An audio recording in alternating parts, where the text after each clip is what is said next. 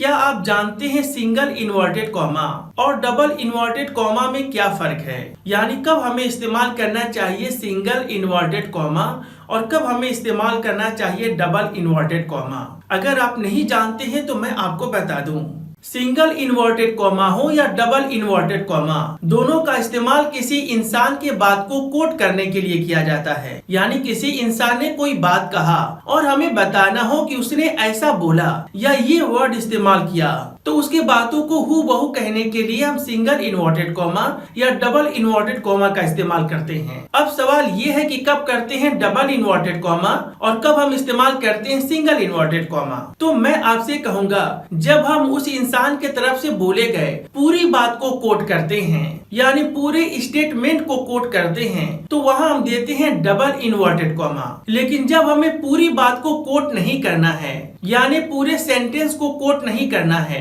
बल्कि उस सेंटेंस के अंदर का एक छोटा सा हिस्सा या किसी एक वर्ड को कोट करना है, तो वहाँ पर हम देते हैं सिंगल इन्वर्टेड कॉमा। जैसा कि मैंने यहाँ पर कुछ एग्जांपल्स लिखा है ताकि आप इस बात को शानदार तरीके से समझ सकें। He said, man is mortal। यहाँ उसका ये स्टेटमेंट था। यहाँ इस सेंटेंस को मैंने डबल इन्वर्टेड कॉमा के अंदर रखा है क्योंकि मैंने उसकी पूरी बात को कोट किया। तो जब आप पूरी स्टेटमेंट को कोट करेंगे तो देंगे डबल इन्वर्टेड कॉमा। लेकिन अगर हम बात इन दो एग्जांपल्स की करें तो यहाँ लिखा है, I do not know what is the mean by democracy। यहाँ मैंने वर्ड डेमोक्रेसी को सिंगल इन्वर्टेड कॉमा के अंदर लिखा है क्योंकि यहाँ मैं उसके पूरे स्टेटमेंट को कोट नहीं कर रहा हूँ, बल्कि कोई एक वर्ड को कोट कर रहा हूँ जो है डेमोक्रेसी। अगर हम बात दूसरे एग्जांपल की करें तो यहाँ लिखा है, I know what is the origin of the word boycott। अब यहाँ भी वर्ड boycott को मैंने सिंगल इन्वर्टेड कॉमा के अंदर रखा क्योंकि मैं उसके तरफ से बोले गए पूरे सेंटेंस को कोट नहीं कर रहा हूँ, बल्कि उस सेंटेंस में से एक वर्ड को कोट कर रहा हूँ जो है बायकॉट। तो फ्रेंड्स, उम्मीद करता हूँ कि आपने बड़े शानदार तरीके से सीखा